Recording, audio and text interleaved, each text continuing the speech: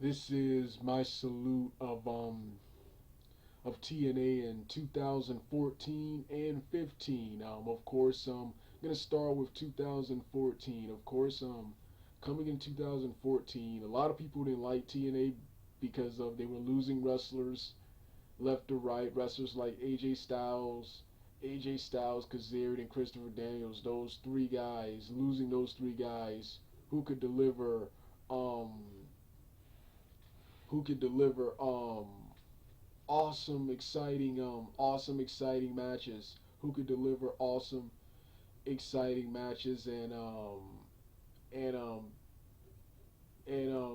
and people just weren't liking the new direction TNA were going, signing guys like MVP, Kenny King, and Bobby Lashley.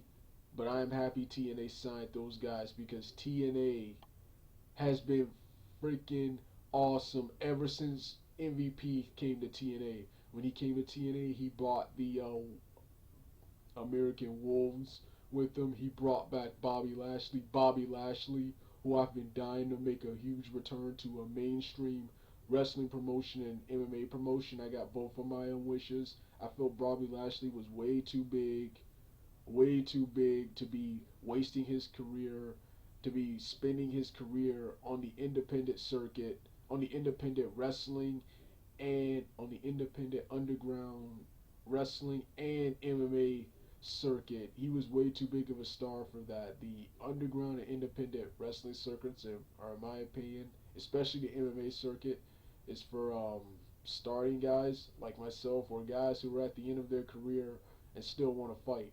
That's what that's for. A guy like Bobby Lashley should be in a big time MMA promotion like the UFC or Bellator, which is what Bobby Lashley is in, and he should be in a big time company like WWE or TNA. WWE passed up on him, but TNA, it was TNA's game. They got Bobby Lashley back, and I love the feud between Bobby Lashley and underdog Eric Young. Eric Young finally getting his shot. I thought that guy for years was underrated and underutilized.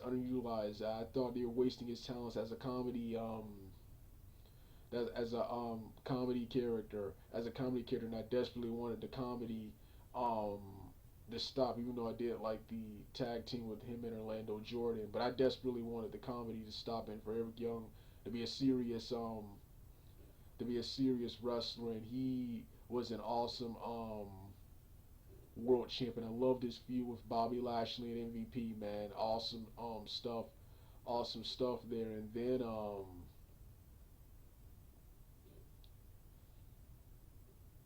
of course Bobby Lashley, oh yes, beating Eric Young for the heavyweight championship. That right there made me forever a watcher of TNA right there. The fact that they made a black man a champion, something I didn't ask for. I just wanted Bobby Lashley to fight and wrestle for major promotions. I didn't expect them to make him their world. I didn't expect the TNA. Of course, in MMA you have to actually win the damn belt, but in TNA I didn't expect them to make Bobby Lashley, an African American wrestler, their world heavyweight champion, and Bobby Lashley as world heavyweight champion was awesome. He had back to back awesome, exciting matches with the likes of Jeff Hardy, Austin Aries, Austin Aries, MVP, MVP, MVP, Samoa Joe, and Robert Roode, and finally Kurt Angle, just who just beat him for the title, and who just recently beat him for the title. But like I said, ever since those guys came, the product has just been awesome. Then as always, bad luck struck TNA. Bad luck struck TNA. Spike TV ended their deal, and now they're on my opinion, an even crappier channel known as Destination America.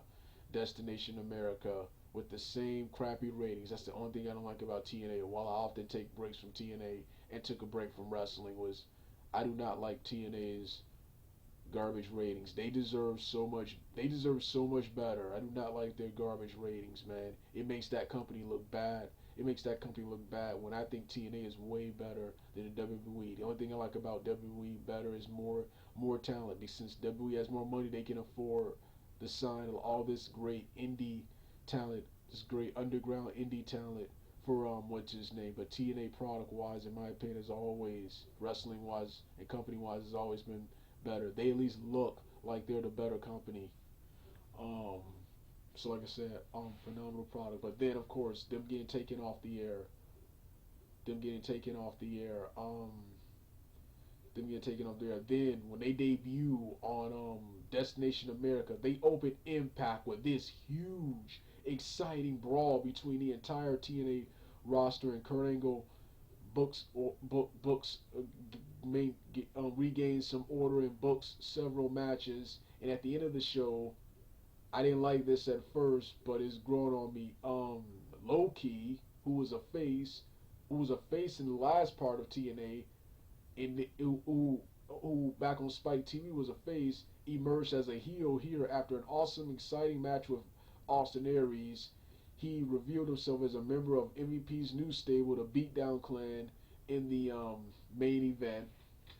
In the main event, Samoa Joe, who was a face on the Spike TV edition, also turned heel and revealed himself as a member.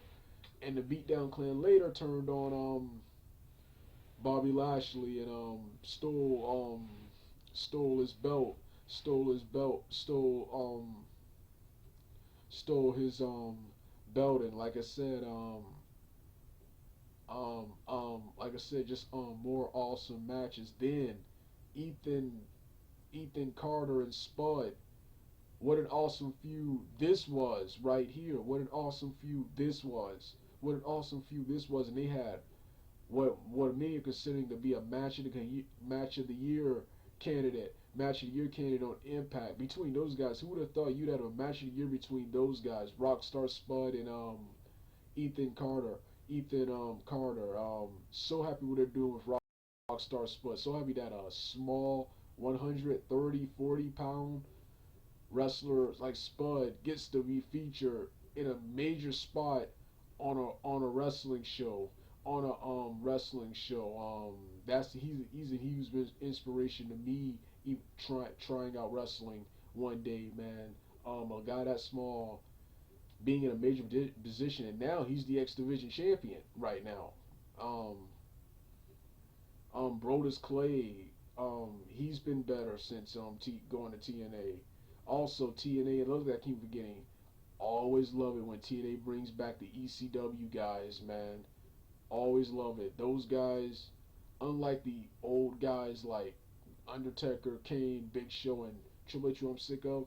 These guys, I don't care how old they get, I am never really sick of seeing these guys because Tommy Dreamer, Rhino, the Dudley Boys, and the rest of the ECW guys, when they're here, they put on exciting matches, man. They put on awesome, exciting matches. So I never get tired of seeing these guys. I never get tired of seeing these guys, and I never get tired of seeing these guys in TNA, man. So yeah, like I said, awesome wrestling, man. Awesome stuff, man. Um, Storylines, feuds, matches. Just TNA is on fire. Love the new Impact Zone and love the new six-sided ring, which I really didn't want to come back because they didn't have badass wrestlers like Monty Brown and AJ Styles anymore who could do unique moves with the six-sided ring. All those cool X Division wrestlers are like gone. So I didn't want them to bring back the six-sided ring, but the show has been awesome ever since they brought back the ring and revamped the Impact Zone to what my opinion is the best look they ever had. Then when they go live to shows like London, like this past Friday, man, that stuff was just awesome. That's what I love about TNA. They at least look and book their show like they are the top promotion, even though they're not. And in Europe, they are the top promotion. We're speaking of talent. Like I said, I love the talent, man. Austin Aries, Bobby Lashley, Magnus, who is my favorite of the young guys. Young guys. Drew McIntyre is here, and so far he's way better here already than he was in WWE. Um, Um, love Robert Roode, James Storm, Abyss, and love James Storm's new stable. At first, I didn't like the Revolution. I James Storm prefer with him with Chris Harris, the AMW from old TNA. But Beer Money was good too, and I prefer him and Robert Roode as singles competitors now. But I love this stable with Revolution with um with Manic, and I think I keep forgetting Great Muda's protege's name, but yeah, and Abyss.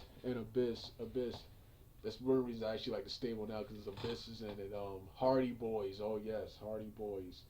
Awesome matches with the Hardy Boys and Revolution, who they're feuding with now, and awesome matches, awesome dream matches with the Hardy Boys and the American Wolves, and I love how they reorchestrated their feud with re, re reignited their feud with the Dudley Boys before Bubba Ray left TNA. Before both of them left TNA, so like I said, TNA they're a shell of what they used to be from 2002 to 2006, but man, they're such an awesome product for what they got together. They are really doing good. I love the new guys like Bram. And finally, this is something TNA should have done a long time ago. I am so happy they're using their money to sign young talent. Guys like uh guys like AJ Styles, Kazarian, and Christopher Daniels and RVD. I love these guys, but I'm sick of TNA killing the roster for these guys and paying these guys all this money that they don't deserve. That they paying them all this money they don't deserve when they don't deliver the same buy rates. They don't draw the money that they're giving to them. They don't draw as much money as they're giving to them, and they don't bring the ratings that they don't bring the ratings. So I'm finally happy TNA let their contracts expire and went out to sign other guys.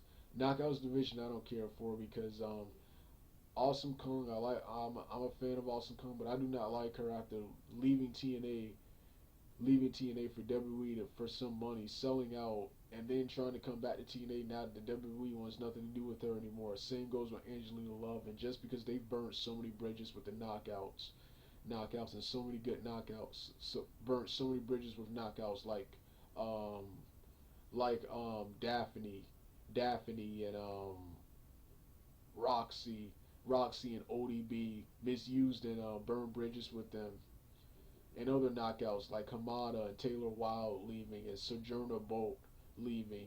What's his name? So knockout division is, from what I've seen, has been good, but I just don't care about it.